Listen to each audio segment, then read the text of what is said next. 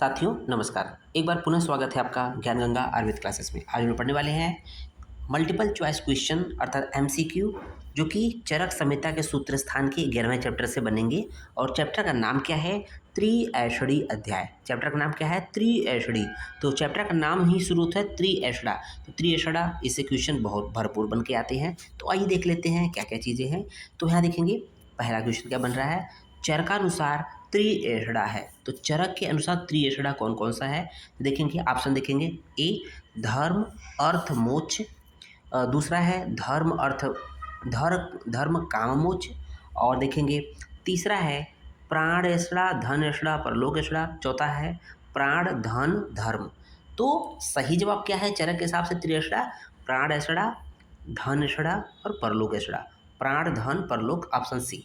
अगर बात करें कि भेल ने तो प्राण धन और परलोक की जगह पे धर्म ऐषणा बोल दिया है, ठीक है। और उपनिषदों में बात करें तो उपनिषदों में जो है बीपीएल, उपनिषदों में क्या करेंगे? बीपीएल, अर्थात बी फार हो जाएगा वित्त ऐषणा, पी फार हो जाएगा पुत्र ऐषणा, एल फार हो जाएगा लोक ऐषणा। तो बीपीएल उपनिषद में हो जाएगा। इस तरह से त्रिऐषणाएं हो गई। तो नेक्स्ट पॉइंट देखेंगे, अगला प्रश्न देखेंगे। चरक अनुसार प्रथम ऐषणा है। प्रथम ऐषणा क्या है? पहली चीज तो भाई जीवन रहेगा तभी तो काम होगा। जीवन है नहीं, धन का क्या अर्थ है? इसलिए पहला जो प्राण ऐषणा, दूसरा धन ऐषणा, तीसरा परलोक ऐषणा, चौथा धर्मेश्वरा। तो सही जवाब होगा प्राण ऐषणा। पहले जीवन होगा, उसके बाद हम लोग धन कमाएंगे। जब धन कमा लेंगे तो परलोक की बात करेंगे। ओके, ये सीक्वेंस है। तीसरा देखेंगे प्रत्यक्ष प्रमाण में बाधक कारण है। तो हम लोग देखे हैं प्रत्यक्ष प्रमाण में बाधक कारण कौन कितने होते हैं। ऑप्शन ए है 4, बी है 6, सी है 8 और डी है 10। तो सही जवाब होगा 8 प्रत्यक्ष, 8 जो बाधक होते हैं प्रत्यक्ष प्रमाण में, या प्रत्यक्ष के 8 बाधक होते हैं। ओके, चौथा प्रश्न देखेंगे। प्रमाण के लिए परीक्षा शब्द किस आचार्य ने प्रयोग किया है? ध्यान दीजिएगा, सभी लोगों ने प्रमाण टर्म यूज किया, बट आचार्य चरक जो है उन्होंने प्रमाण के लिए परीक्षा शब्द का प्रयोग किया है। ओके, तो ऑप्शन क्या है? वैशेषिक दर्शन, सुश्रुत, जैन दर्शन, चरक। तो हम लोगों ने आंसर बता दिया, चरक संहिता, जो कि प्रमाण के लिए परीक्षा शब्द का प्रयोग किया है। ओके, आचार्य चरक ने प्रमाण आबलिक परीक्षा, प्रमाण जिसको उन्होंने परीक्षा कहा है, उसके भेद कितने माने हैं? तो अब पहला ऑप्शन 2, 3, 4, 5। तो सही जवाब होगा ऑप्शन सी। इसका मतलब 4 जो है प्रमाण माने, परीक्षा मानी है। देखेंगे अगला प्रश्न है, वेरी वेरी इंपॉर्टेंट है, पूछा जाता है युक्ति प्रमाण किस आचार्य ने माना है? तो चरक, सुश्रुत, वाग्भट, काश्यप। तो युक्ति प्रमाण चरक ने माने हैं, ध्यान दीजिएगा। ओके, अगला प्रश्न देख रहे होंगे, 7वां। आत्म इंद्रिय मनो अर्थानाम सन्निकर्षात् प्रवर्तते, ये किसका लक्षण, कौन से प्रमाण का लक्षण है या उदाहरण है? तो यह देखेंगे प्रत्यक्ष प्रमाण, अनुमान प्रमाण, आप्तोपदेश प्रमाण, युक्ति प्रमाण। तो यहाँ पर देखेंगे ये सही जवाब होगा ऑप्शन ए, प्रत्यक्ष प्रमाण का लक्षण होता है। उसका देखेंगे 8वां प्रश्न देखेंगे। चरकानुसार अनुमान के भेद हैं। चरक ने अनुमान के कितने भेद माने हैं? तो चरक ने अनुमान के भेद माने हैं, ऑप्शन देखेंगे द्विविध, त्रिविध, चतुर्विध, पंचविध। तो सही जवाब होगा त्रिविध भेद। चरक ने अनुमान के 3 भेद माने हैं। ओके, नेक्स्ट पॉइंट देखेंगे। मैथुनम गर्भ दर्शनात् किसका उदाहरण है? अर्थात कि गर्भ को देखकर मैथुन का अनुमान, मतलब वर्तमान में गर्भ है उसको देखकर ऐसा पता लगाना कि भूत में, मतलब भूतकाल में जो है मैथुन कर क्रिया होगी। ठीक है, तो ये किस प्रमाण को दर्शाता है? तो ये अनुमान प्रमाण को एग्जाम्पल है। ओके, अनुमान प्रमाण। नेक्स्ट देखेंगे, षड धातु, पंच महाभूत तथा आत्मा के संयोग से गर्भ की उत्पत्ति होती है, किस प्रमाण का उदाहरण है? तो ये सही जवाब क्या है? ऑप्शन देखेंगे प्रत्यक्ष प्रमाण, अनुमान प्रमाण, युक्ति प्रमाण, आप्तोपदेश प्रमाण। सही जवाब आपका क्या है कि युक्ति प्रमाण, option C. Okay, next point देखेंगे रमा। बुद्धि पश्यति या भवान बहु कारणम योगजन, वेरी वेरी इंपॉर्टेंट है बच्चों, ध्यान दीजिएगा। बुद्धि पश्यति या भवान बहु कारणम योगजाम किसके लिए कहा गया है?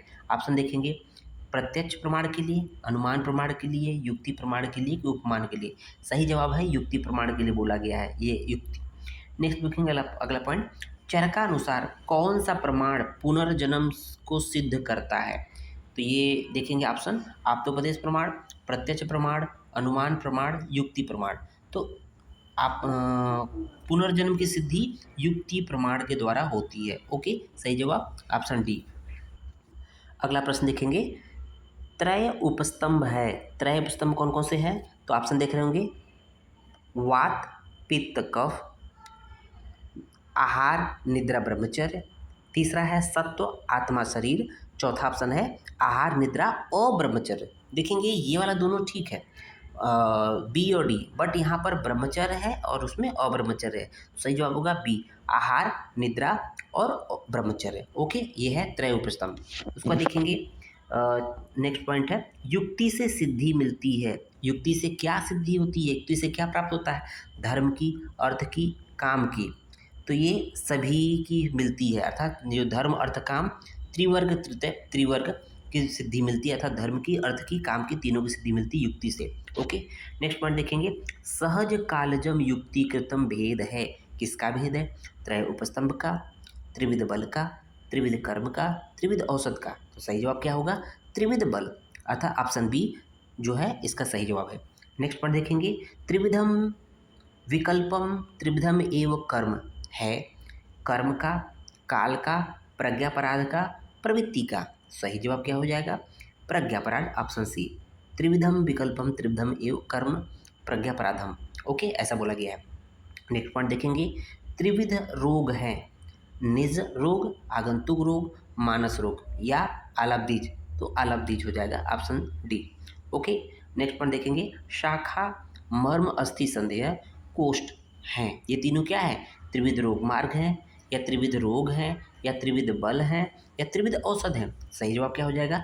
त्रिविध रोग मार्ग है ये, ठीक है ना, त्रिविध रोग मार्ग है। ओके, ऑप्शन ए सही है। अगला प्रश्न देख रहे होंगे, पुनः अहितेभ्यो अर्थेभ्यो मनोनिग्रह कौन सी औषधि है?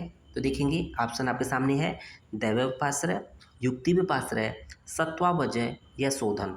तो सही जवाब है ऑप्शन सी, सत्वावजय, ये आपका सही जवाब है। नेक्स्ट पॉइंट देखेंगे, पुनः आहार औषध द्रव्याणाम योजना।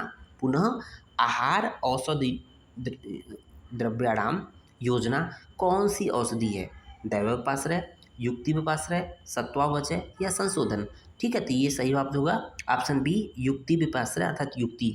ओके, त्रिविध वैद्य हैं। त्रिविध वैद्य कौन कौन से होते हैं? ऑप्शन देखेंगे, छद्मचर वैद्य, सिद्ध साधित वैद्य, वैद्य गुणों से युक्त वैद्य या सभी। तो ये तीनों जो है आलाब्दीज जो होंगे ये ऑप्शन सही होंगे, ऑप्शन डी।